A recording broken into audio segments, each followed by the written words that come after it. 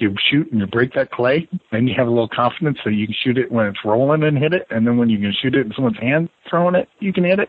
Then you hit it out of a clay thrower, a mechanical thrower, and then next thing you'll be doing is hitting birds. It's just success builds upon success. So figure out where you're at, take it from there.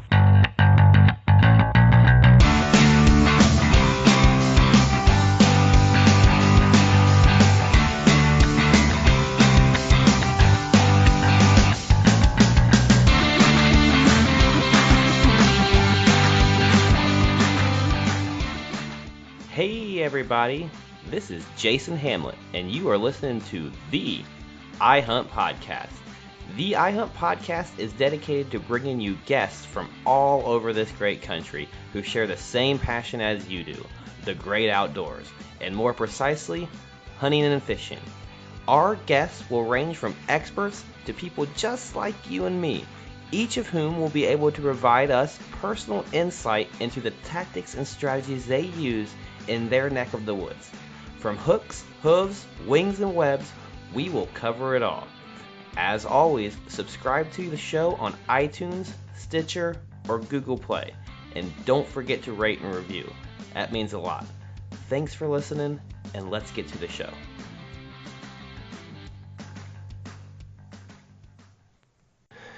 Hey everybody, what's up? Welcome to the show.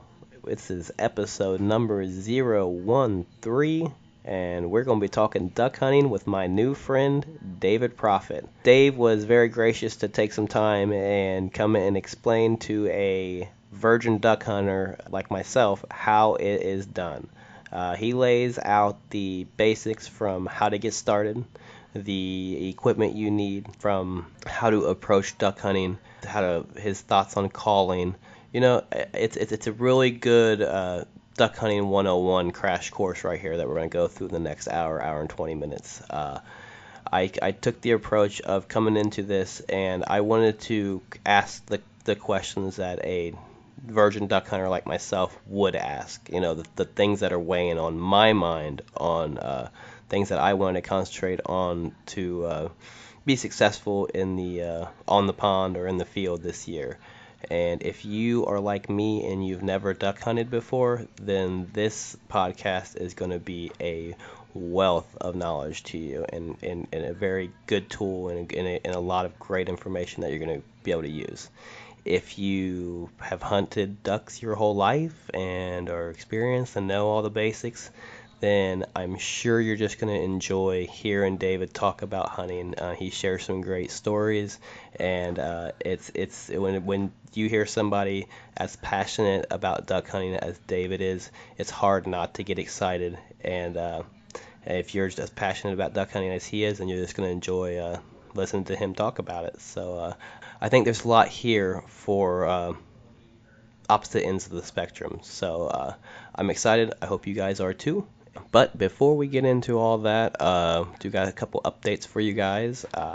I'm sad to say that I did not get out to cold knock a property this week like I said I was going to last week. I had made a pledge to cold knock 5 properties over the next 5 weeks to try to gain some new ground and new permission to hunt here in deer season. And I was busy this weekend, but I know I wasn't so busy that I couldn't have drove 15 minutes out and knocked on this guy's door. But I just kept making excuses for myself all weekend on why I shouldn't. So really, I guess I just needed to man up and grow some balls and get out there and do it, and see what happens. I know I kind of got on your guys' case, the listeners' case last week, saying that we just need to step outside our comfort zone and blah, blah, blah, blah, and here it is a week later, and I couldn't do it myself. But I promise you, I'm going to get out and I'm going to knock 2 doors this week to make up for it, and I will have an update next week, and we'll be able to tell you guys all about it and how it went. Also, I did want to throw this out there. If you are enjoying the show, if you want to support the show, the best way, actually the only way you can support it at the moment is to go to our website, www.theihuntpodcast.com, and click on our Amazon banner. There's a link there at the top of the page for Amazon.com, and just do all your shopping that you would typically do on Amazon. Do it through that link, please. It helps to show out a great deal. Anything that's purchased there, anything from your razors to your,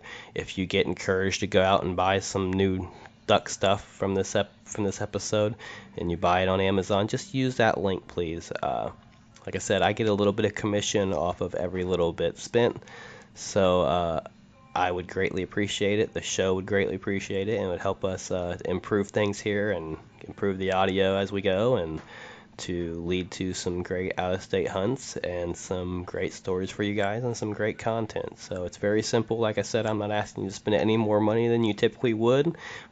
Just if you do shop on Amazon, just make that one extra click and go to www.theihuntpodcast.com first. Click on my Amazon link, and it will take you right to the Amazon store that you typically would shop on, and that's it. It's that simple. Pretty easy way to help out the show, and pretty convenient. So that's it. Let's get on to it. Let's get to a little bit of duck hunting 101 with, like I said, my new friend David Proffitt. If you guys can follow him on Twitter at David Proffitt, Proffitt1, and check out his website, Fouled Up, FOWLED, upwaterfowlers.com. There's a ton of great information to get somebody started waterfowling on there. So check him out and enjoy the show. All right, I would like to welcome to the show Mr. David Proffitt from FouledUpWaterfowlers.com. David, how are you doing today, man? I'm doing absolutely great. Awesome. Well, I appreciate you taking the time to come on the show and talk to us about duck hunting. Nothing more I like to do than talk about shooting ducks and geese. Awesome. Now, and maybe a turkey. Yes, unfortunately, my turkey season didn't go like I wanted to. I should have had you on to talk about that beforehand. Maybe you gave me some pointers. Well, let's kind of start by introducing yourself and talk a little bit about how you got started duck hunting, and kind of tell the audience a little bit about what you guys do at Fouled Up Waterfowlers. Okay, great. Well, I got started duck hunting probably when I was 13, 14 years old. My grandfather, he never hunted, never fished, but he took me hunting and fishing a lot. And he did heavy dirt work, and he happened to be working for a well-to-do farmer just outside of Mound City, Missouri, which is Swan Lake Refuge, which is known as the snow goose capital of the world. And when I was probably 13, he offered to take me and my grandfather snow goose hunting. It was my first experience at it. We showed up about 4 o'clock in the morning at a abandoned farmhouse, and there's probably 30 guys there, and they were dividing up pits, and this farmer that my grandfather knew had got a guide who took us out and did all the calling, and we sat in a pit blind with a grill and had breakfast and probably, 1,000 snow goose decoys out in front. And I remember those, to this day, I remember those geese getting off the lake and not being able to see them, but just hear. And I thought it was dogs barking, just thousands of dogs barking is what it sounded like. And this guy got on the call, and he called in some snow geese and shot my first snow goose. Sitting on the ground. It landed in the decoys and shot it on its feet. But been going out and me and my friends in high school, having a dozen crappy decoys and rusted up shotguns, and we'd go out and sit in the Platte River in Nebraska and shoot at ducks all day long. Wow, that sounds like fun. I've been doing that since. Yeah, it was. It was a great way to spend your adolescence between football and the falls were between playing football and shooting ducks and pheasants.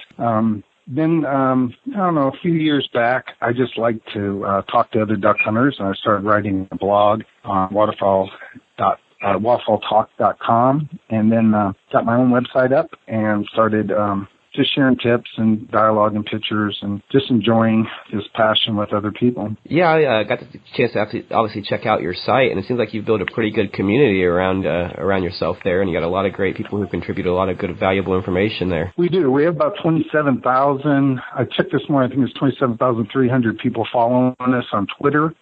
We're real active on Twitter. We get a lot of people giving us their success stories and pictures that we go ahead and post up here. Just share ideas and try to have fun with it. And, you know, I tell people all the time, I don't know anything about anything, but I'm always willing to tell you what I think and have an opinion on everything. Now, so was that your first experience hunting, was chasing waterfowl, or did you have any experience with hunting before that? Well, yeah, you know, I grew up spending summers. I lived in a farm town in Nebraska, and I spent my summers on my grandfather's farm. And, you know, we always had BB guns, pellet guns, and there wasn't a safe robin or squirrel or rabbit, you know, anywhere close to us. But really getting organized and, you know, hunting with a firearm, that probably was right around then. I did a lot of pheasant hunting and quail hunting in my, you know, about that time too. So it kind of got kicked off about 13 years of age when I really got into it. I'd fished a lot. My father loves to fish, and he took me fishing from the time I was probably 3 or 4 years old on with him. And frog jigging was the other big thing we did. Always getting frogs. Did a lot of that, but probably about when I was 13. Yeah. Probably kept you out of trouble, I'd say. Pretty much. You know, my family, we were big into outdoors and sports. So as a kid, I was always on some sports team, and then when we didn't have practice, we were fishing or hunting. That's what I always joke around about. Is like I keep telling people, I wish I would have discovered hunting earlier in my life. It would have kept me out of a lot of trouble, and I would have had a lot more time to hunt before I got married, probably. Yeah, that'll put a cramp in your hunting, that's for sure. Yeah, I actually didn't start hunting until I got married, so. Yeah. Well, I was pretty excited when you said yes to coming on the show to talk about waterfowl hunting, particularly ducks, because I have never taken a stab at hunting ducks before, and it's something I've always been interested in trying. But so since I have you on the show, I kind of want to approach this conversation as a duck hunting 101, so to speak, gearing this towards those out there who are like me, who would be a first-time duck hunter and whose knowledge base only consists of things they have picked up in their peripheral. So I apologize in advance if some of these questions are going to seem like common knowledge in your circle. No problem at all. You know, hunting ducks or geese, for that matter, can become as simple or complicated as you want it. I think most of us, as we do more and more of it, we gather more and more tools and equipment, and we make it more and more into a science. You know, I shot a lot of ducks with no decoys. You know, when I was a kid, about that time, 13, 14, we'd walk a bunch of creeks and jump ducks and shoot them. I lived in Montana for a while, and when there's a lot of warm springs, warm creeks that don't freeze during the winter, and the late season mallards are coming around Christmas time, and we never had decoy. We just walked those creeks and would shoot our limit of greenheads doing that. And when I hunted a lot as a kid, and then when I got married, that kind of shut that down for me for a few years, just for financial reasons. You know, I was young and had a family and trying to put food on the table and get a house and all those kind of things. Didn't do a lot of hunting. And then as I got a little farther in my career, I had more disposable income, I started doing a lot of it. But when I met my wife, she's from a farm and cattle family in North Dakota. I was living in Montana, and that's where I met her in Montana. But before we got married, I went over to her in-laws, or my future in-laws, and shooting pheasants. And one day my future father-in-law said, well, you like to shoot ducks? I said, oh, I used to shoot ducks a lot when I was a kid. I haven't shot them for a couple of years. He goes, well, come on up and let me take you up to the farm, the homestead. There's a bunch of little ponds up there, and this is northwest of Minot, North Dakota, and it is the Pothole Prairie region. And I went up with him, and we just sat on the bank of a small, maybe 2 acre and a half pothole, basically behind their house, a couple, 300-400 yards behind the house. And we just sat there and shot ducks till I had a limit. You know, they'd come in 2 at a time and land, no decoys at all. And so you can do it lots of different ways. Nowadays, I have a 20-foot enclosed trailer, and I don't know, 120 fully flocked, full body goose decoys and probably 4 dozen duck decoys and spinners. And that's just my field setup. And I probably have 50 or so floating decoys I take out in the marsh boats. I mean, I've come a long way in how sophisticated I attack it. But, you know, I tell people all the time the key to shooting ducks or shooting pheasants or catching fish is just get out in the field and do it. And if you're curious, you'll learn as you do it, and as you learn, your success rates will start going up. But never don't do it because you don't think you have enough gear or the right gear. You can approach it lots of different ways. Yeah, I mean, that's kind of an approach I took when I've only got into hunting about 3 years ago. And that was kind of the approach I took. You know, I told myself I wanted to hunt, so I got a used bow off of Craigslist. And I think all of my camo that I had originally was secondhand camo that was either given to me or I had bought used, and got out and made a ton of mistakes the first season. I think the first year I went hunting, I started in January and sat in the corner of a cornfield on the ground in the snow and had no idea what the hell I was doing. But like you said, that's how you got to get out and kind of make mistakes at times and figure out what works best for you. Yeah, absolutely. And, you know, there's as much as guys like me like to make it all sound like a science, you know, it isn't. It's you know, it's be where the game wants to be, and that's the biggest key. Now, you know, I'm like you. I can remember I had no two pieces of camouflage I had matched. You know, I had I pick up stuff wherever I could find it for a good deal, but nothing matched. And then, you know, when I got to be, I'm 55 now. When I got to be in my mid-30s, my career started doing better and make some money. And then it was everything had to be duck blind camo. You know, my boat, all my gloves, my hat, my jackets, my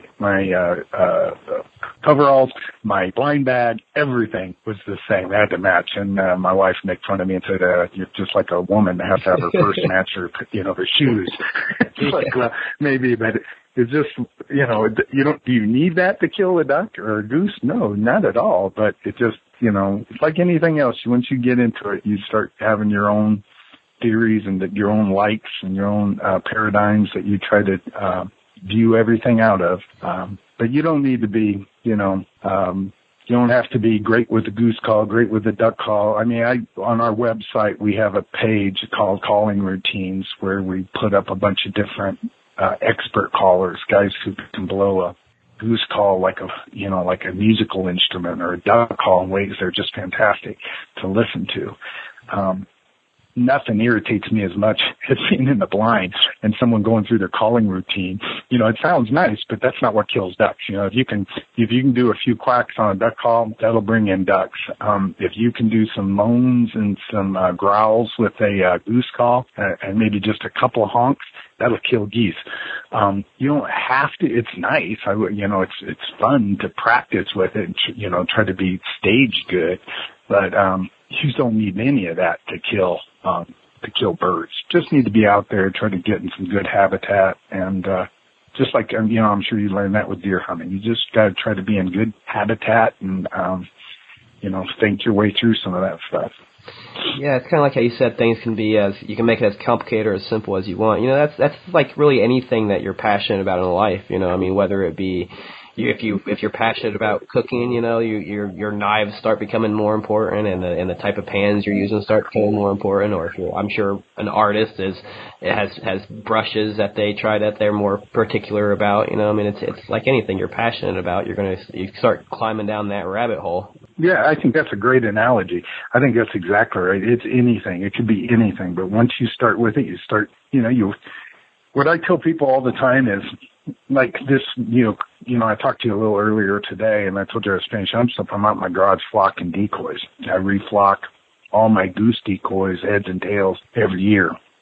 And I've had people say, "Do you think that really is necessary?" I say, "Oh, it's absolutely not necessary. Absolutely not." Now, it may be it's a percentage game, is the way I think of it. I maybe get 3 or 5 or 8 or 10% more birds to commit to my decoys, because I got maybe a little better decoys than some other, than if I had poorer decoys. There isn't the difference between success and failure. It just maybe gets those birds' feet down in my decoys, and that's what I like. I hunt a lot with guys who will get out of the blind and shoot at every bird that circles overhead. I like to, I've shot a lot of birds. My family's not going to starve if I don't come home with a duck or a goose. What I like to do is fool them, feel like I did everything right. I get those birds' feet down in the decoys, and everything works right. I'm picking the bird I want to take, and I'm picking him about 3 foot off the cornfield right before he lands. Really? I'm picking. That's when I feel like I've done every single thing right. When I used to have a group of guys, great kids, they're much younger than me, but they're great, really dedicated hunters. We'd go out and we'd have maybe 9 blinds out in a cornfield hunting ducks and geese, and it was, it would become competitive. Everybody's getting up shooting. People are shooting when the birds are not quite committed. They're still up there because they think they can get at them first. That's not what I enjoy the most. My best hunts now are every year my brother lives down in Louisiana. I'm living in Oregon right now. And we meet in North Dakota. Like I said, my in-laws own about 6,000 acres of some of the best duck, goose, and sharp-tailed grouse country in the world. Wow, you married into the right family. I did. I got lucky. I overmarried. And she's smart and beautiful. Go figure, even, that's why I say you just have to keep trying. It'll eventually come your way. So, but we hunt, it's just me and him. We're up there for about 10 days. We set up nice decoy spreads. We set back, and we only are shooting at committed birds, and we take them one at a time. So one group will come in, I'll tell my brother to take the first shot, and we try. We're not always successful, but we try just to take drake pintails and drake mallards, occasionally a widgeon, but we try to be very selective. And I think the last 3 years, out of those 10 days, we limit every day. So some days we have to work a little bit harder at it, but it's been last year, for the first time ever, last year we got stopped by a game warden, came out to the field, and I was so proud showing him all our stuff. And we actually had one too many ducks, and I didn't even realize it, because you get the limit is the way I always was thinking of it is 6 big ducks, and then you get 2 additional teal. And we tried to always take drakes, and we had one too many drake mallards, and so my brother got a ticket. But we typically are very selective. We try to be pretty respectful of everything, and we have a blast, but it's not competitive at all. And you know what? We could do it. I drive an enclosed trailer all the way out there, about 1,500 miles, and take a ton of toys. Having said that, I could probably throw 6 floater decoys and a blind in the back of my pickup truck and drive out there without that enclosed trailer and still shoot my limit every day. I just like to, as you collect all these toys, you want to play with them. So I bring them all out there with me. So when you say like you're targeting more like birds who are more committed, is that kind of like what you would say like a turkey hunter who has made that transition from just trying to get a turkey and shoot one off the roost to one that is going to wait till about 9 o'clock and try to get that mature tom and call them in and go through the big show? Yeah, it's once I think I don't frown on anybody taking hens, shooting the ducks that they want to shoot, as long as it's legal. And when I've introduced several new hunters, I tell them take the first duck tell them it's like Jackie Moon. You got to shoot to score, so just shoot. I took my brother's 2 nieces on their first duck hunt last Thanksgiving, and we had ducks coming in left and right, and they wouldn't pull the trigger. And I said, why? And they go, well, I just don't know if I'm going to hit them. I said, look, you played basketball before. It's the same principle. Just shoot. You don't score. You just keep shooting. So I don't, but now, like I said, I've shot a lot of ducks, and I'm fairly confident I'm going to get enough ducks to take home more ducks. I'll bring home more ducks than my wife wants to eat, that's for sure. So I'll try to be a little more selective and only take the greenhead ones. And you're right, it's a very good analogy to turkey hunting. When first year I went turkey hunting, all I wanted to do was shoot a legal turkey. And, this year I probably had 6 or 7 jakes go by, come up to the decoy and smack the decoy before I finally got a longbeard to come in and do it. And then I solved all his problems. So you kind of already said that it doesn't take a whole lot gear-wise to get out there, but let's kind of touch on gear a little bit and kind of go over some of the basic must-haves for a beginner that they should have when they hit the duck pond. Yeah, most people start duck hunting by hunting over water. Hunting ponds or creeks or rivers. That's how I started. And in that case, you're going to need some floater decoys. And, a dozen floater decoys is good. 2 dozen is probably a little bit better. You don't want too many that you spend all your day picking them up or taking them out. But a dozen or 2 dozen floater decoys is good. There's lots of manufacturers out there now, a lot different than when I was a kid. There's lots of manufacturers making excellent decoys. They're so lifelike. It's amazing. I like Dakota floater duck decoys quite a bit. I like G&H decoys. G&H, quite a bit less expensive than the Dakotas. Probably not quite as pretty, but they're lighter and they hold their paint excellent. So they're real durable decoy. But there's a lot of good decoys. So you want some decoys. You want a duck call. Now, on our site, there's several people who buy banners and links that make excellent duck and goose calls. And you can go into Cabela's. You can spend $200 on a good goose call or duck call, acrylic and all that. People ask me all the time, do you need that? And the answer to that is absolutely no. One of the best duck calls I ever had was just a molded Jay from Rich and Tone call. Probably cost $20 to have that, and I used that call for eons. So I gave it to my son when I got done with it. Really? So you can buy, most of the molded calls sound pretty good. Acrylic is kind of the most expensive call, and I use a lot of acrylic calls. Just because they get a little bit louder, they ring a little, they have a slightly different high-end, pitch to them. They're just a little bit more sharper of a call, I think. And that can be really good when birds are far away, or at least I believe it's good when birds are far away. Coming in close, I don't use those acrylics because they're too loud and, they're so sharp. I use a lot of wooden calls, I don't use a lot of molded calls anymore, just because I prefer the feel in my hand of wood or acrylic. But you can pick up a good wooden call for $40, $50, $60. And most calls by most manufacturers are good. They all sound a little bit different, but they'll all kill ducks. So I prefer kind of these custom-built calls rather than the calls you get off the shelf. And there's lots and lots of custom call builders. You can see them on eBay. You can see them just by doing a Google search. You can see some of the best, I think, are on our website, guys that make them. But then you have to. Do you like the custom calls because, they sound better, or is it just that you like, is it kind of like you like to support the craft of making the calls? I like them primarily.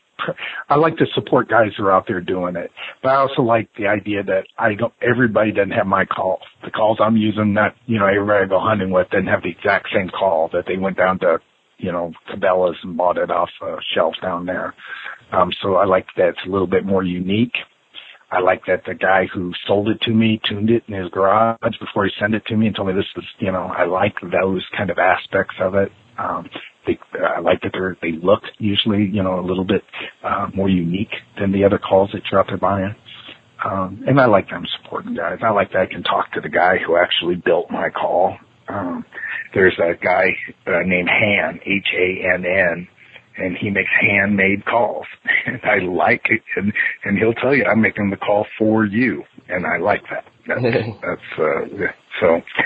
So, you know, and they're all good calls. And, you know, anybody tells you my call is so much better than somebody else's call with the sound of it, probably isn't telling you the truth. At least in my experience, all these calls are pretty good. It's very unusual that I pick up a duck call that I think sucks. And if I think it sucks, it's probably because somebody took it apart and didn't get tuned right when they put it back together. So, you know, anybody can pull it apart and start messing around with it and get the sound better. But so I tell people all the time when I'm out there in the field, I might have $1,500 worth of calls around my neck, but you don't need that. But I've collected those calls over 10, 12 years, you know. So, but you don't need that. You can just get yourself a nice molded call or a nice wooden call and kill a bunch of ducks and geese with them. All right, so any call, kill a duck. It's just you're playing that percentage game again. Right, and you know the other thing that's different for when I was a kid, you know, you bought a duck call, and then you went out and listened to ducks and, you know, tried to hunt and, you know, blew a crappy duck call for a long time before you finally figured out, you know, one of your buddies figured it out and showed you how to do it right. Nowadays, you can get on your computer and pull up YouTube or go to our site and look at the calling routines off of waterfowlers.com, waterfowlers.com, and you can hear guys blowing them great. And then I tell people what took me probably a year and a half to get decent at, you can learn in an hour or two, but just watching YouTube now. It's a completely different deal. And you can see different people blow them different ways. And the one thing I will say, if you're new to this, you get on YouTube and you watch stage callers, guys who are calling for, you know, world championship duck callers and stuff. The notes they use are good to learn. But the way they put them together is not necessarily helpful in the field. As an example, they almost always start off with what they call a high ball, which is they scream through this call and there'll be a 6 or 7 or 8 note high ball that goes really loud and then comes down soft. That's kind of useless in the field. Ducks don't do that. I mean, no duck I've ever seen done a high ball.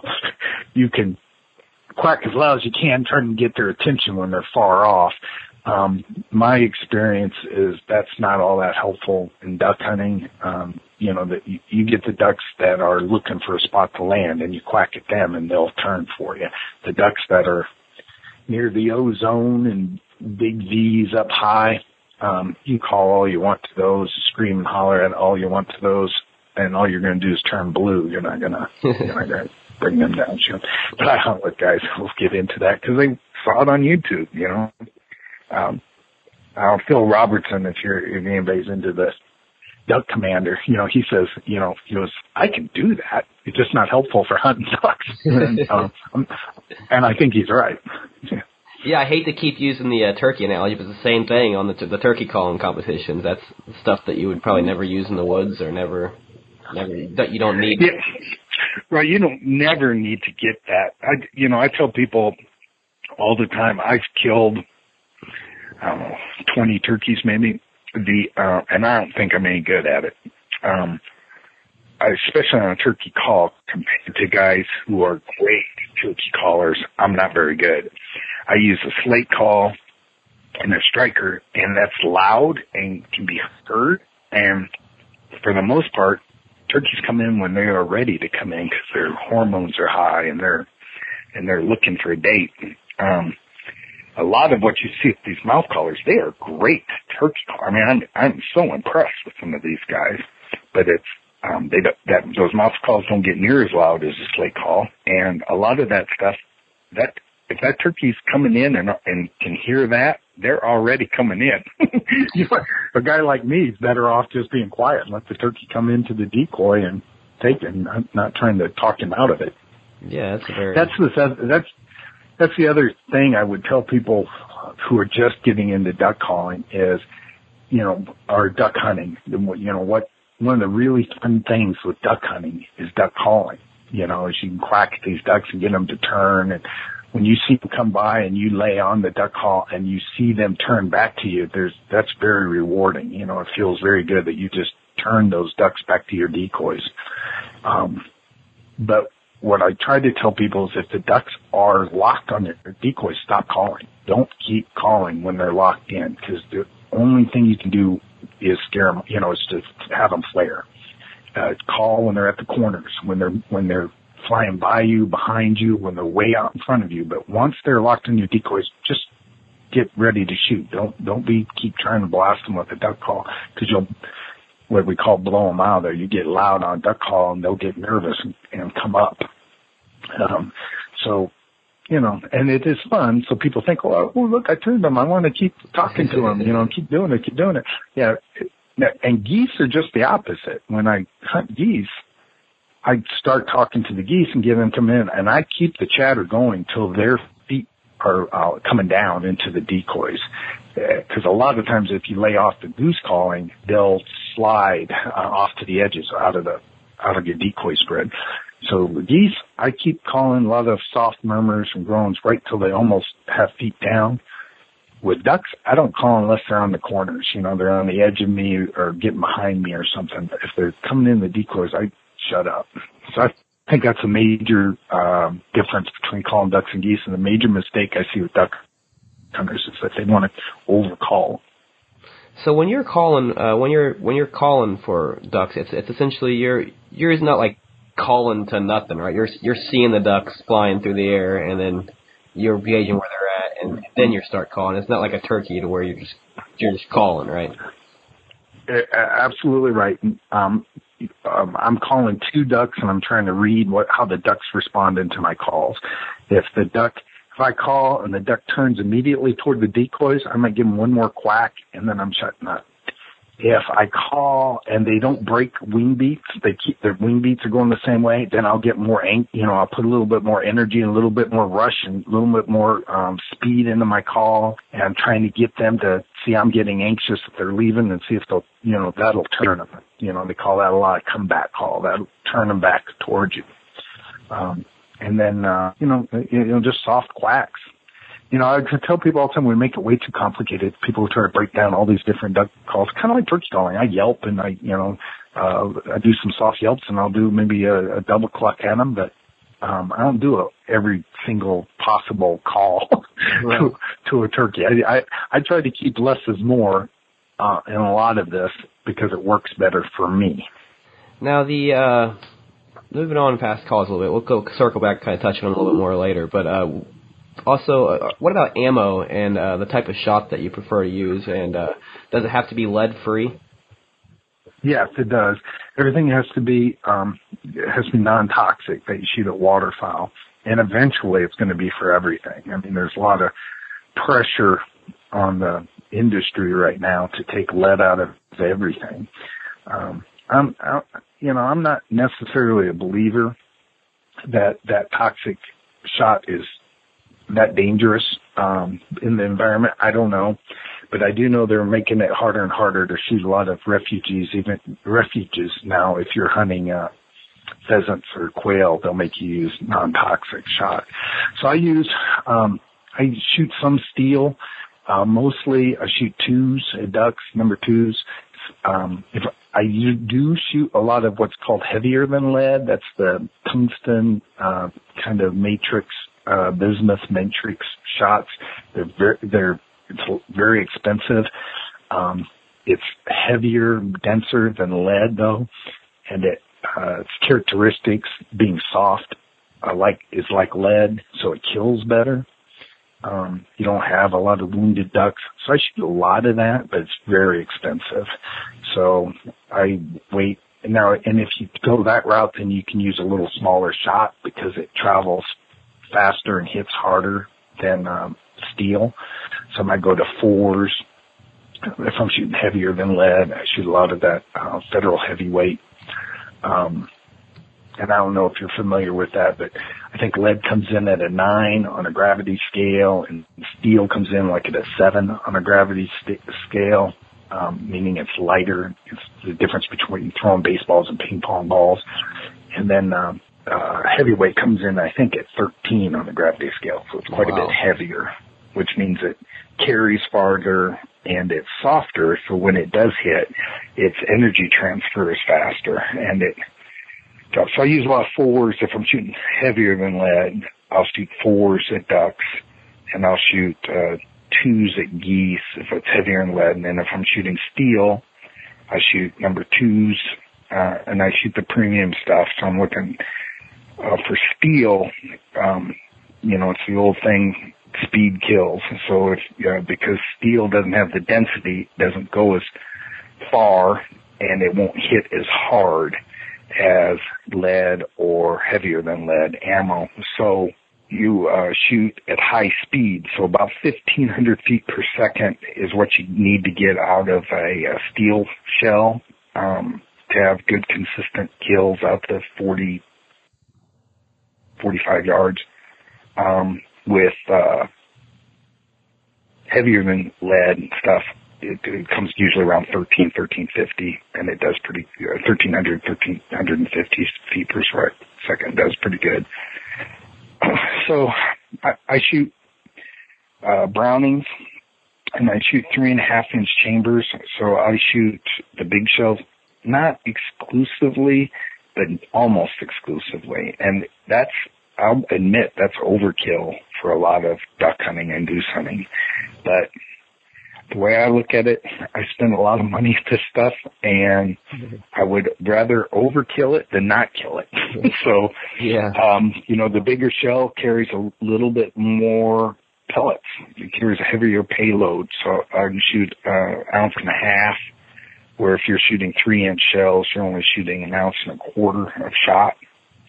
So it's a little bit more shot for the most part.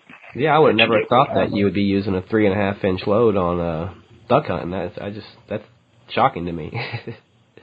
Yeah, I do. Lots of guys don't. Lots of guys go 3 inches. When back in the day, so I'm old enough that when I first started, we did use lead for ducks. It was legal. And, if you shot a 3-inch shell, you were shooting 1.5 ounces of lead out of a 3-inch shell. Well, with steel, because the density pattern is different, you can't get 1.5 ounces in a 3-inch shell in steel. So that's basically why the 3.5-inch chamber was developed, was because of the change from lead to steel shot for duck hunting. Mm. So 3.5-inch shell gives you pretty much the performance of the old 3-inch shells in lead. So kind of a recap, 3.5-inch tungsten shot at 4s is pretty much your preferred. Yeah, if I have it, and if not, I'll go 3.5-inch, 1.5 ounces of number 2 steels. And I think we kind of touched a little bit on the camo. Now, obviously, with the same camo I use for deer hunting, be able to double for my duck hunting pretty easily. Yeah, you can use whatever you have. I always, I stress again, don't let not having something stop you from going out. I use, now I do a lot of Mossy Oak Shadow Grass Blades, the Mossy Oaks Max 5.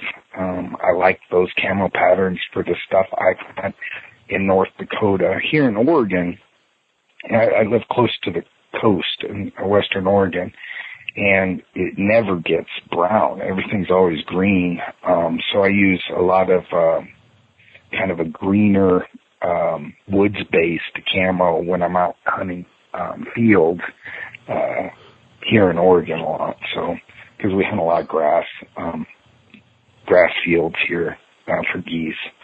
We got the cackler geese, which are a small West Coast-based goose. So I tell people, use whatever you have. Do as best you can, match it up to the terrain you're going to be in. But you're probably going to be in blinds anyway. So your camo is not probably as critical as if you're setting in a tree deer hunting or ground blind deer hunting, because you're probably going to be in a blind. I hunt a lot out of coffin blinds, but we also use some A-frame blinds. And in North Dakota, a lot of times I'll just sit on the bank of a pothole with my back up against a mulberry bush or something, and some floater decoys out in front of me if I'm just hunting the water. Okay. And touching on the blinds a little bit, now are Are they like can you buy just like your basic like pop-up type blinds that are made for duck hunting? Yeah, they don't have a lot of pop-up blinds for duck hunting. A lot of the pop-up kind of blinds you see are for turkey hunting or deer hunting or archery hunting. Uh-huh. A lot of the blinds for duck hunting, field duck hunting, or goose hunting will be called those coffin blinds, and that's where you're laying on your back with the doors over the front of you, and you pop up, set up, and shoot from a setting position. That is deadly on ducks and geese. You can get ducks and geese into your feet if you keep those really well camoed, covered up and blended with the terrain, and you're where the birds want to be. For like when we're in North Dakota, we hunt in the morning, we scout all afternoon, and we will find the fields, cornfields, mostly some soybeans, some pea fields, where the ducks are in there, and we will come in the morning and put our blinds right where the ducks were yesterday with our decoys out in front of us, and you get that blended just right, and every bird comes in like it's a rocket on rails. They come in over the horizon and lock in and come straight in, and it's fun to think, oh, I'm such a great caller, these birds came straight in. But it's actually, you weren't there, those birds would have come straight in too. So we use a lot of coffin blinds, and then A-frame blinds. I make just homemade A-frame blinds. I have on our website, filedupwaterfowlers.com, some video tips where I go through how I make my A-frame blinds. But sometimes we'll just set those up and you set behind them, and when we were kids, it's just a version of that. When we were kids, we'd just bring up and put brush in front of us and set behind it. That all works too. Just anything that breaks up your pattern, and the thing that most often flares ducks or geese is a bad blind. Your hide is not good, and the birds saw something on the approach, a shine of your face or something, or movement. And, these things these birds aren't thinking, they're not strategic thinkers. What they have is, at least my belief is, they just have, instincts, and when they see them that doesn't look right, they flare off. That's how they stay alive. And they they're not react thinking, to the unnatural. Right, exactly. That's a great way to put it. And they're not reacting, oh, I see a hunter in those bushes, and they have a 12-gauge shotgun, but I'm going to fly off the side. No, they just see something that reminds them of danger in some other situation, and they flare off. That's why big flocks are always harder than small flocks of ducks. And a lot of times, especially with geese, we don't even call it the big flocks. You let them go by, and then you wait for the smaller 2s, 3s, 5s, groups of 5s to come in, because the big flocks, you're guaranteed you have a bird in that flock that's been shot at before. And so they are, and what you're likely to do is just educate all those birds to stay off of your setup, So by just trying to stay on the small flocks, you're less likely to get birds educated, and you're better able to get the birds into your decoys. Yeah, and probably less eyeballs on you too, so less chance of one of them picking you up. Right. So when I hear people say, they got a good spot, they got a good field, they've seen birds in there, they get set up, and the first flock comes in, and the birds look like they panic and fly and scoot up at 60 yards in front of them, and they never got a shot. I tell them, look, it isn't your decoys that are the problem. It's probably not your calling that's the problem. It's probably your hide, and spend an extra 20 minutes out there just getting your hide really, really well, and then keep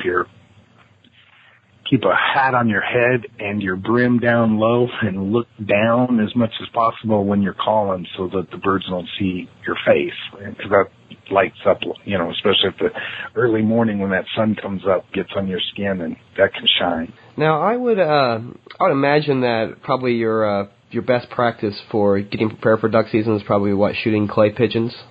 I shoot some clay pigeons. I do some crow hunting. because crows are great fun, and they're a lot like shooting at ducks. You decoy them. They offer a lot of the similar kind of shots that you would get at ducks or geese. I do, I like hunting birds. So here in Oregon, we have a very short early goose season that starts mid-September, but quail and dove season opens up September 1st. So I'll get a week or so in of shooting at those birds before the goose season opens up, and I'll get a couple of weeks on those geese, and then we travel to North Dakota. That's, 10-day hunt, and then I get back from North Dakota, and it's just about the end of October, the regular season for ducks open here in Oregon, and then we'll start hunting them on the rivers here. But yeah, I shoot a lot of clays, especially when I was younger. I shot a lot of clays. Enjoy that. What kind of tips can you offer someone to kind of help them with the transition from shooting at a still target to shooting at a moving target? Relax. The thing that gets most people is they get excited. No, it's not different, I'm sure, archery. I shot a few deer with bow when I was a younger kid, and I was pretty good at shooting paper, and the first time I tried to shoot at a deer, I blew 3 shots in a row at the same buck. The first time I had a buck in sight because I panicked. So I think it's the same thing with birds, shooting birds. My biggest advice to people is forget what you see in these videos where somebody calls a shot and everybody explodes out of the blinds and everybody starts blasting the sky at the same time. Take a deep breath, clear your mind, come up out of the blind, pick a bird and shoot it. You don't have to be screaming and yelling and, doing all that. That's my advice. But when my son, I can tell you how I got my son shooting. And my son's probably a better shot than I am now. But I bought him a 28 gauge single shot, H&R, one of those single shot cheapo shotguns. And we went out and I put clay on the ground and he'd shoot that clay. And then I would just roll the clay, and he would shoot at it rolling. And then I was hand tossing the clays, and he got to shoot. And eventually we got to where we were launching them out of a clay pigeon thrower, and he was shooting them. And he just developed his confidence that he could hit these things. So, you ever seen the scene from The Hangover when they're going down to the casino to play blackjack and they're all dressed in suits and they're coming down, and in his mind he's got all these mathematical formulas he's thinking about how to bet. You can do that with birds. Which way is the wind blowing? Which way is the bird coming? Is he going higher elevation, lower elevation, right to left or left to right? And how much lead should I get out in front of him to pull the trigger? And what's the choke on my shotgun? And yeah, that will screw you up. You'll miss every bird if you start thinking too much. That's my belief. Mine is get up, try to put the bead on your shotgun on his beak and pull the trigger. And, that's what works for me. And that's why I try to tell my kids and, people I'm trying to mentor out there. But, so you're actually putting the bead on the duck. You're not leading them at all? No, I try to, one, if you got birds that are coming into the decoys, they're committed to your decoys, feet down, they're not traveling that fast. So get up, I guess I would say this is the only difference. If I have birds that are coming straight in front of me and coming in, you try to shoot them in the feet. You put the bead on the feet and pull the trigger. If they're crossing or in front of you and you're moving at all, left to right or right to left, put the bead on the beak and pull the trigger, and you'll knock them down. Now, if you're past shooting them and, they're 35, 40 yards, they're not committed to your decoys. They're just coming over the top of the decoys, going different direction. What I try to do is do the butt belly beak. Get the bead on their butt, bring it through their belly. When it gets to their beak, you pull the trigger, and that's kind of the natural swing lead instead of trying to calculate a lead out in front of you. But when I was coming up, my grandfather used to say to me, think of that shotgun like the garden hose, okay?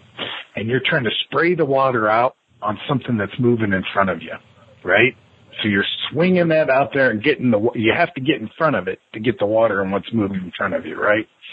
So I kind of always envisioned that. You're just trying to swing out in front of them and get that shot pattern.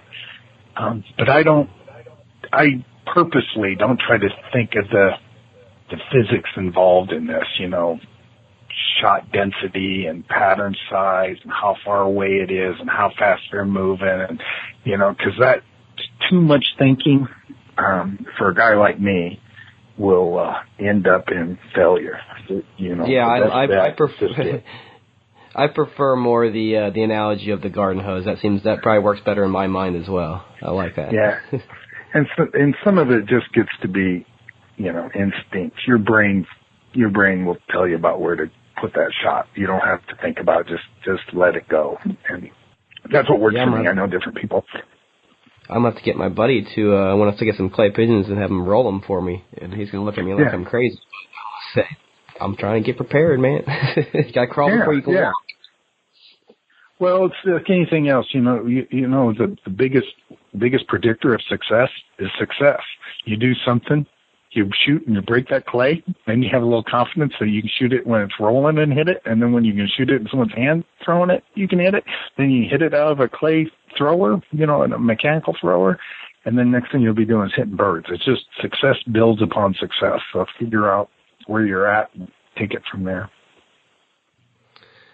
Okay, now let's kind of just talk about from a regulation standpoint.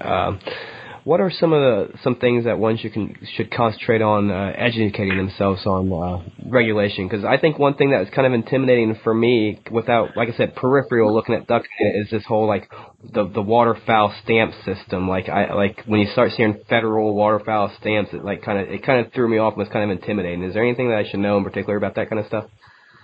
Well, the federal government has a oversight, and they define for each of the states what the parameters of their state seasons can be.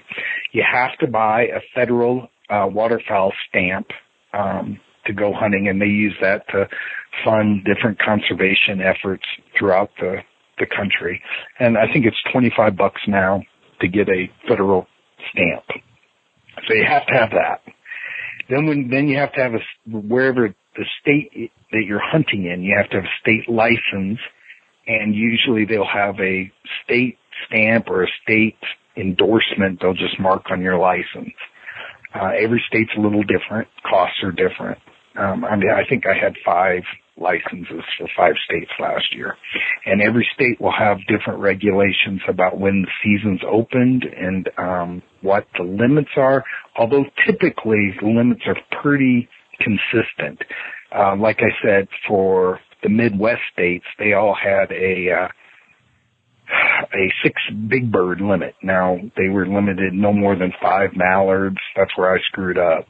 And then you can get no more than 5 mallards, no more than 2 hen mallards, no more than 2 pintail, and, so they'll have regulations like that. The hardest thing, I think, for most up-and-coming duck hunters is to ID the bird before they pull the trigger. Most people can tell if it's a teal or because they're small and their wing beats are so fast, or a big duck like a mallard or a gadwall, something like that. Pintail, they'll see those are big birds.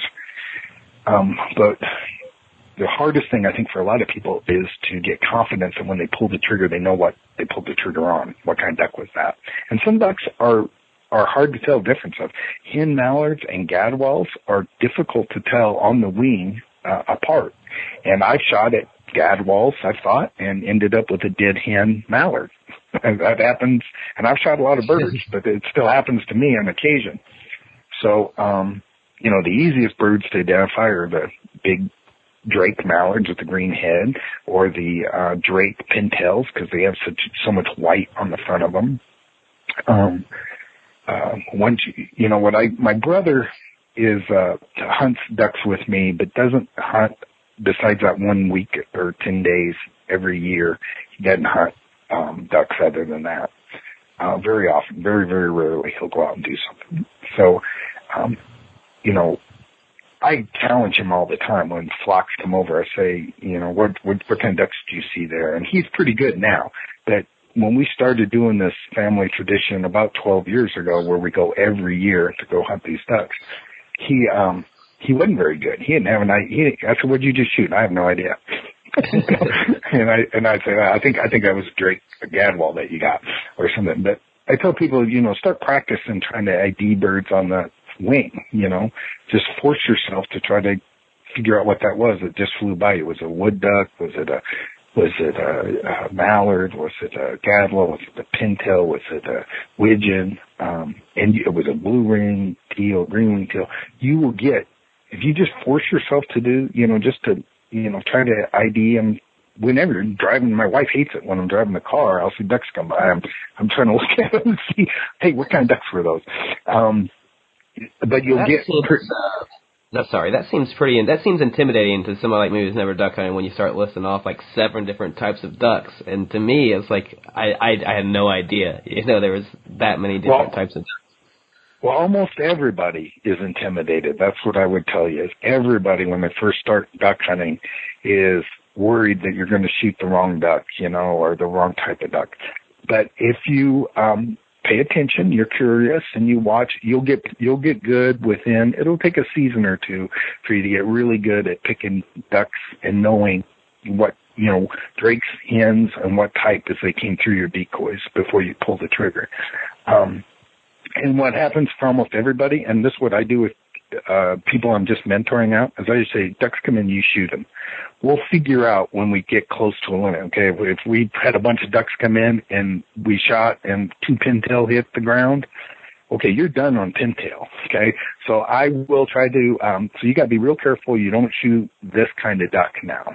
And what we're going to focus on is the mallards because they're easy to ID.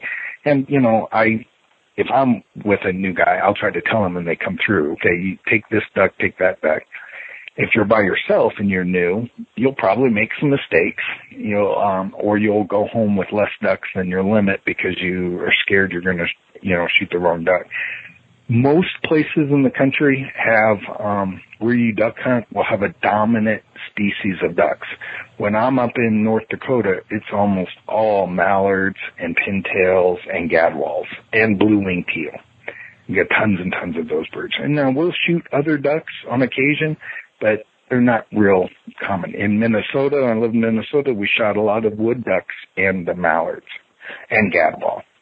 Out here in Oregon, we shoot a few mallards, we shoot a lot of widgeon, and we shoot a few pintails. So it just, you'll depend, and green-winged teal, we shoot a lot of green-winged teal out here. When, you'll get used to it from where you live. It's like anything else. You go out, you'll learn the animals that are in your neighborhood, they're in your territory, and it'll get easier. But now they do have, again, you can go on YouTube, Ducks Unlimited website, and they have some duck identification tools that, show you which of the different ducks, what they look like, drakes and hens, and their shapes, and wing beats, because some ducks beat their wings really, really fast, some don't. There's diver ducks, which I don't shoot because I don't knowingly shoot a diver duck, and this will probably get me hate tweets. Because I'm sure they're fun to shoot, but they don't taste very good. And if I have my ruthers, I focus on the ducks I like to eat, which are the mallards and the big ducks. That was actually being on the, like I said, hearing about duck hunting on the peripheral. That was one thing that I definitely have heard about is diver ducks taste nasty. They don't taste as good. You have to really work with them, and but guys that live like you're in Ohio, right? So guys that are hunting the big lakes up there, they get tons of divers, and there's some beautiful diver ducks, and some guys really focus on them, and they come in big flocks, and they lay out boats in, the middle of the lake, and they whack and stack them. And I'm sure they're a lot of fun. You have to work a little harder when you cook them to make them good eating. I lived in Maine for a while, and we'd go out and shoot sea ducks. And sea ducks are a blast to shoot. They're big. They are easily come into decoys. They're plentiful, so the shooting is fast and furious. They taste horrible. they are the worst tasting bird I've ever had. And why there's so many of them. You really have to work to try to get those things to be edible, or you grind them and mix them with a lot of pork. But they're fun to shoot. So, but when I love eating mallards. I love eating pintails, gadwalls, the puddle ducks. So that's what I focus on. And they're great to hunt too. They're real fun to hunt. All right, so probably the best thing to take from that is to focus on identifying a couple species in your area and learn those, target those, and start broadening out as you gain some experience, right? Right. And if you are using duck calls and stuff, you're primarily hunting puddlers, which are the gadwalls and mallards. Almost all duck calls are based off a mallard hen quacking. And almost all puddle ducks will come to a mallard hen call. Pintails, they whistle, teal whistle. Gadwall have kind of a gravelly quack. But so if you set out to throw out your mallard decoys in a duck call, you're probably going to call puddler ducks. You might have a few divers that jump into your spread because they're looking for other ducks to hang on. But mostly you're going to be in the mallards. And if you keep, that's the other beautiful thing now is everybody seems to have a smartphone, so you can pull up on your smartphone a duck identification guide, and if you shoot something you don't know exactly what it is, it takes you a few minutes to figure it out by just looking on, like I said, Ducks Unlimited has a good picture guide that you can use. Yeah, those smartphones are definitely coming handy nowadays. Yes, sir. Now, do you see multiple different species of ducks coming in together in a group, or is it typically a group of one type and a group of another type? No, puddlers fly together for the most part. It's common to have mallards and pintails and a widgeon and gadwalls. In big flocks, they'll come in together. I mean, I've had flocks of 50, 60 birds in North Dakota, especially, come into the fields, and they'll be mixed, different birds.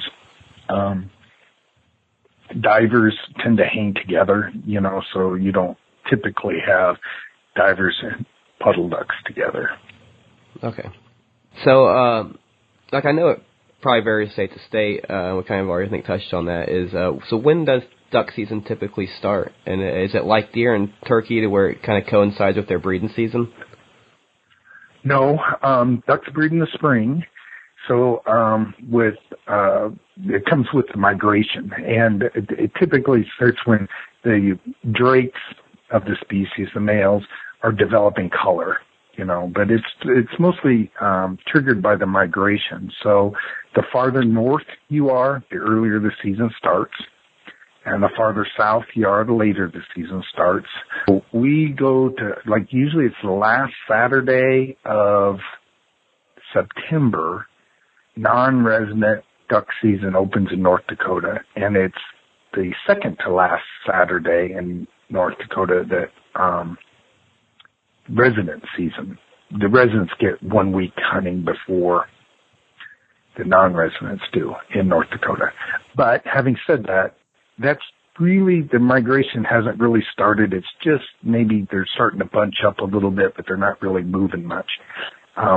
What moves the migration down typically is freezing weather. So as the weather gets cold and it freezes up the water, the ducks and geese will start migrating just a little bit farther south of where the freeze line is. And or the snow line. I mean, ducks can always find some open water on the rivers and stuff, but especially when they start getting snow, they'll start moving farther and farther south. And what you'll hear guys in Louisiana complain about, and even Arkansas complain about, is when there's a really light winter, that the birds never really show up, because if they can eat well and have water to roost on, they'll stop the migration and they won't go all the way south. Damn global warming. Yeah. Well, the other thing is the bigger issue from my perspective is the amount of corn that's grown now. So, 100 years ago, those birds had to go south to keep finding good food sources. But now, there's always enough food if they can get to it, because the amount of corn and crops we grow is so incredibly expansive to what it was 100 years ago. If you read up on it, the migration routes have even changed just based upon agricultural practices. Like there used to be North Texas wheat fields were the place to be in the late, in January and stuff to shoot ducks and geese. Well, now that whole flyway is moved east because of rice farming, and the rice are a higher protein source, so they move, toward that Arkansas, Louisiana rice belt. So there's a lot of food, and I tell people, I belong to Ducks Unlimited, and I belong to Delta Waterfowl, and I believe in conservation, and what you see them is, they're always working to protect the wetlands, and I assume wetlands are really important. But I can tell you, when the population, especially of like geese, has climbed, at the same time they're saying water loss of wetlands is occurring. Well, I can tell you the reason those geese populations are climbing is because they've never been as well fed as they are now. And waste grain has never been as plentiful as it is right now. So, yeah, I always think, thank an American farmer for the good duck hunting and good goose hunting, because they're feeding them.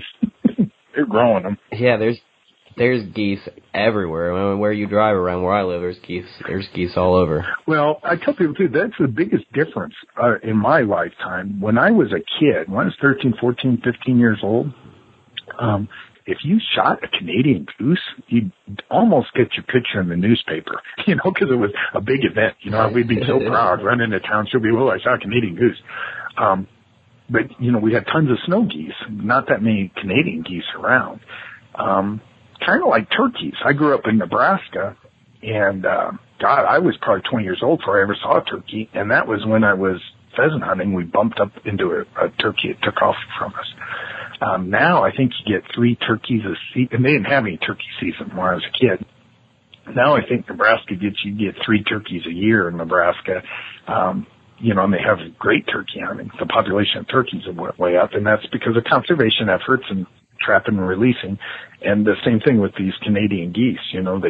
They've expanded their population to where now, like I tell people now, I hardly ever shot a Canadian. It was a very rare event for me to shoot a Canadian goose when I was, a young kid. Now I have a 20-foot enclosed trailer with 120 Canadian goose decoys in there, and that's what I target. As we go out and shoot. I think I shot 83 Canadians last year, so we target them things. We're after them. So, getting back to the strategy, overarching strategy. So, from what I picked up, essentially we're hunting the migration from from the north to the south, and with our decoys and our setup, we're kind of trying to simulate a resting spot that they're going to make along that migration route. Resting or feeding, right. When you're field hunting, you're trying to get them where they're feeding, and when you're hunting on the water, typically you're trying to get where they're resting on the water. And the big difference between being a deer hunter and a bird hunter is you want the wind at your back when you're bird hunting, and you want the wind in your face when you're deer hunting, right? Because those birds the birds come into land. They land into the wind for the lift. So they'll fly into the wind when they land. So you set all your decoys with the beaks toward the wind, the direction of the wind coming. Your blind is with the wind to your back. And with a strong wind, you can predict right where the birds are going to come in and land. The birds are committed. You can pick it out pretty well. They say making the landing zone. You can pick out, if you got a pretty good wind, right where the birds are going to come in, because you know they have to come into the wind, and you can set your decoys to kind of make a little pocket for them to land in. When there is no wind, it's a little harder to figure out, and that's when, especially field hunting, you'll have sometimes the birds land behind you or something, because they'll land wherever they want to if there's no wind to kind of direct them. Does that make sense? Yeah, it makes a lot of sense. I'm glad I got that little bit of information out of you. That's a good tip. Yeah. Something I would have never even considered. Yeah. The other tip I give people all the time is if you got a local newspaper who gives the hunting reports, look at the hunting reports from last year at this time, or actually look at the hunting reports a week earlier than a year ago from this time. And that's about what's going to be happening in your area 99% of the time. If you read the hunting reports in the newspaper today, it's too late because they're reporting what happened last week, right? But if you can go back a year and a week, then you're probably seeing what was going on last year about your time, and that's, it changes. It changes a little bit from time to time, but that's probably the most consistent information you can get. Same thing with fishing and any hunting. I tell people that all the time. Stuff's pretty secular. It runs on a year schedule. Now, before the season starts, are you doing any kind of a preseason? Is there some sort of like preseason scouting one should be doing? And like, what constitutes a good duck hunting hole? Well, depends where you're at. Yes, but the answer to the first question is yes. Get out and do some scouting. Primarily, I'm looking to get permission for areas I think are going to be good duck holes. Here in Oregon, water is the key. If you can get water in fields is where the ducks are going to be. So, and there's not. They tile the land here pretty well, so it drains off during the summer growing seasons. But what happens in Oregon that's different than other places I've lived is around October, it'll either rain or look like it's going to rain every day. And then by November, you start getting standing water in these fields that wasn't there the whole summer. And you can throw a few floater decoys into those little standing water, and they'll lay out blind right on the edge of it and call ducks into that. So I've only been out here for 3 years, but now I kind of got an idea of, that field had a bunch of water in it last year. So I'll go talk to the guy and say, hey, do you mind if I duck hunt in your field, when the rains come in the fall, I'm a duck hunter, blah, blah, blah, and get permission lined up beforehand. It's hard to scout numbers of ducks in the off season because most of these birds are going to come down when the fall comes. They're not even in the state right now.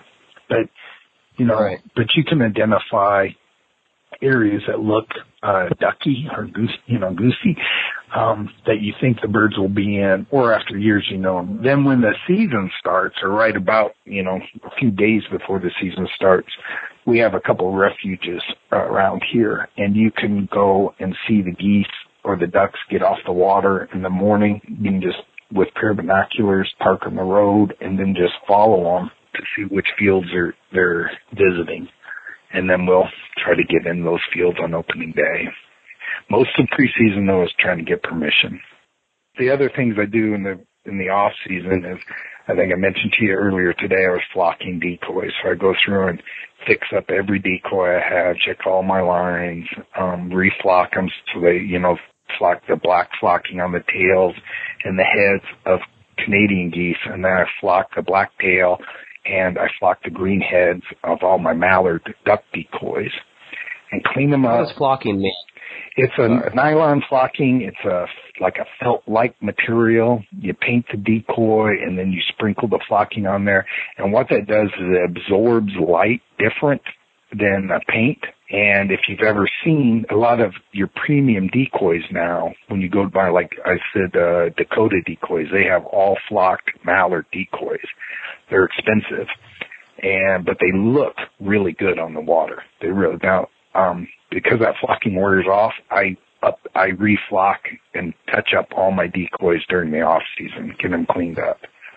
I'll usually make a couple of A-frame blinds that I'll put out. I hunt a rock quarry here in Oregon a lot. I usually have one in my trailer that I take to North Dakota so we can set up a blind if we need to pretty easily. I like to have all that stuff set up so I'm not messing with it during the the actual hunt. I got everything organized and I clean all my calls, stuff like that, sharpen all my knives. I try to get everything ready during the off season so that when I start, I go after it pretty hard most of the season. So I am, I don't want to be messing with decoy lines and, stuff in my trailer. I got everything organized, everything put away where I want it. Everything, I got all the batteries changed out, my Mojo decoys, the electronic decoys, and I'm ready to rock and roll, hopefully for the whole season. Do you hunt any public land at all? And do you approach public land differently than your private land? I hunt a lot. I hunt some public land. Well, the only thing I would say I do dramatically different is I get there early. We hunt the lower basin of the Columbia River for ducks, and that's great hunting, but it's a lot of pressure, a lot of duck hunters out there. So I try to get out there really early in the morning, a couple of hours before I need to be, so I can get I have a little marsh boat, and I can get my decoy spread set up and then leave a light on so that other guys come out there and know that's where I'm at. So they'll, hopefully have some courtesy and give me some space. Otherwise, you get out there late, you're trying to find a spot to go because everybody else is lined up on every little point with their decoys. So, yeah, all right. I don't like... That's kind of why I'm sorry. Yeah, I like... these public places, some of them are fantastic. Birds use them really heavily. But the only problem is so do the hunters. And I don't like feeling like I'm in competition with a bunch of other guys, hunting birds. So I prefer to hunt where I know I'm going to be by myself, have a little more solitude. Now, pheasant hunting, I do a lot of pheasant hunting in North Dakota, and in Oregon, and that's mostly on public land. And there's birds there. My idea is I might have to walk a little farther than other people, or try to get there during not a Saturday or Sunday when I know most other hunters are out. Or the other thing I do is wait till deer season, especially in North Dakota. I hunt North Dakota has some great public pheasant hunting land, plots program, private landowners that put their land into public use for pheasant hunting. And it is great to hunt after deer season opens up because there's a lot of guys that do both, and they're out deer. Minnesota, I hunted a lot of public water in little marshes and stuff in Minnesota, and it was good hunting. So yeah, I take advantage of it if you have it available. Well, yeah, we don't have a whole lot of public land here in Ohio, but that's kind of where the majority of my hunting's restricted to. So I do have an area picked out where I'm going to try to get on some ducks this year. It's the same place that I turkey hunt at, and I know I see a lot of geese and a lot of duck out there when I'm turkey hunting, and I've definitely seen them out there on a few ponds out there. Do you think? I'm not sure. I don't have any duck hunters in my circle, so I don't know what the pressure is going to be like come duck season this year. If there's going to be a lot of guys out there, and it's going to be kind of a trial by error, I guess, going to this spot. Yeah, and there's been a few occasions where I've showed up to a place to duck hunt or goose hunt, and there'll be one other guy getting his stuff ready to go out. And I do a lot of it by myself, and I have a couple buddies I go with. But if I can get off work and it's a Wednesday, I'll run out to go do some duck hunting with just me and my dog. And I've showed up, and there'll be one other guy just like me going out, and I say, "Hey, you want to hunt together?" Sure. Most of these guys who are into it are good guys. So I've met some people that I end up having some friendships just that way. I was in Minnesota. I moved to Minnesota in September, and their goose season opens in Minnesota September 1st. And I moved out there about 2 months before my wife and kids came out for a job I was working.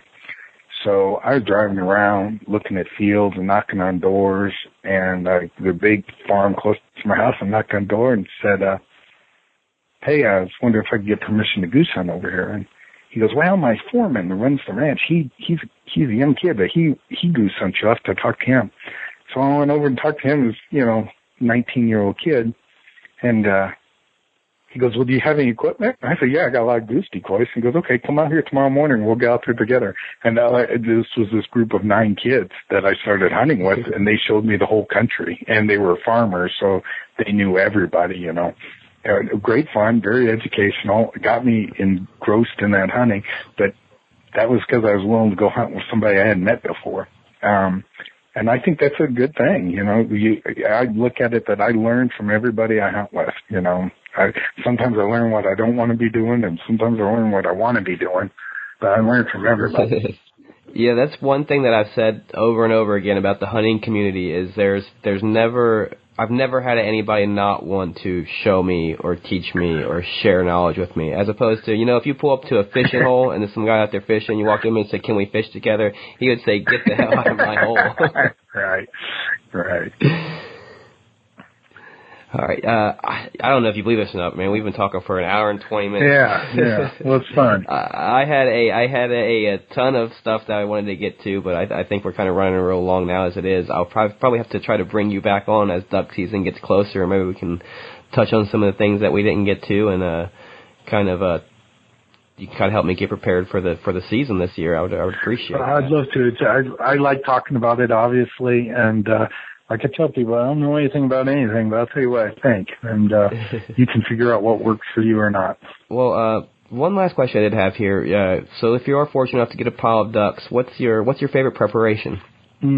Well, I almost always breast my ducks out, and I don't cook them whole. And my favorite way is to stuff them with jalapeno cream cheese, wrap them with bacon on the outside, toothpick them, and then barbecue them with a little bit of barbecue sauce on top of them, and they are delicious that way.